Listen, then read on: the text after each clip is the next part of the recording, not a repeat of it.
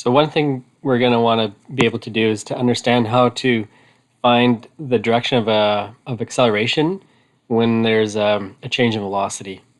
So as a reminder, we have acceleration is change in velocity over change in time. And this is a vector, and that's a vector. This is a scalar. So from this equation, I hope we can see that acceleration depends on the change in velocity. So the direction of acceleration depends on the change in velocity. So let's suppose we have, let's see here, some initial velocity this direction, call that VI. And then later on we have, say, final velocity in that direction. And let's suppose they're the same speed. So the length of those arrows is the same. And the question is, what does the acceleration look like? So what we can do is just do a delta V, which is equal to VF minus VI.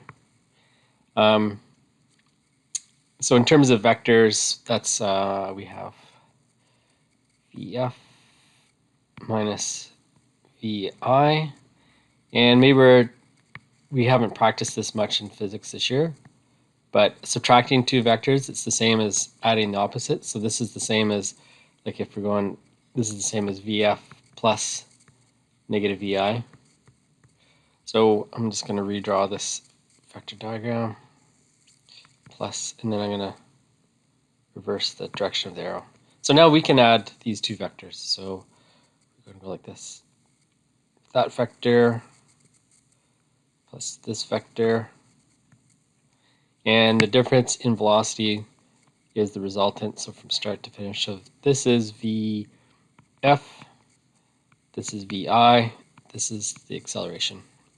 So that's how you can, just using some sketches, you can find the direction of the acceleration by drawing a couple of vectors for the VF and VI.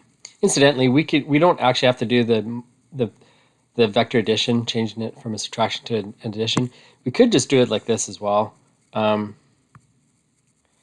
difference between a VF and a VI, we can just put them tail to tail. So we're not adding the vectors, we're looking at a difference. So there's two vectors, and the difference is that. So that's another way to visualize or to actually sketch out using a vector diagram to find the direction of the acceleration. Maybe I'll just do one more just to make sure we're good with this. Let's suppose I have, I don't know, let's try this one.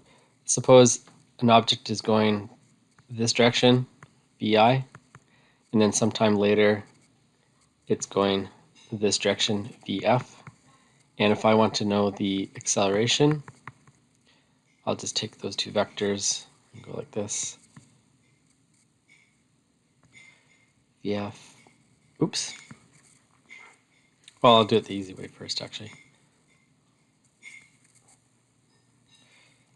So this is the VI,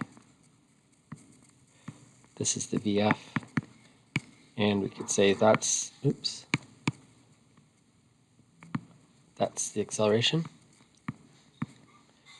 Or we could do the vector addition method.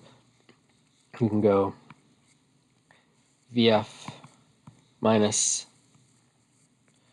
VI, which is the same as VF plus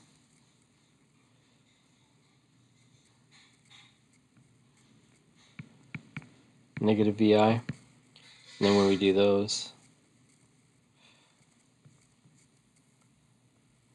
we get the same acceleration. There you go. This is probably the easiest way to do it, as long as you're okay with not mixing up vector addition as opposed to vector difference. But either way works.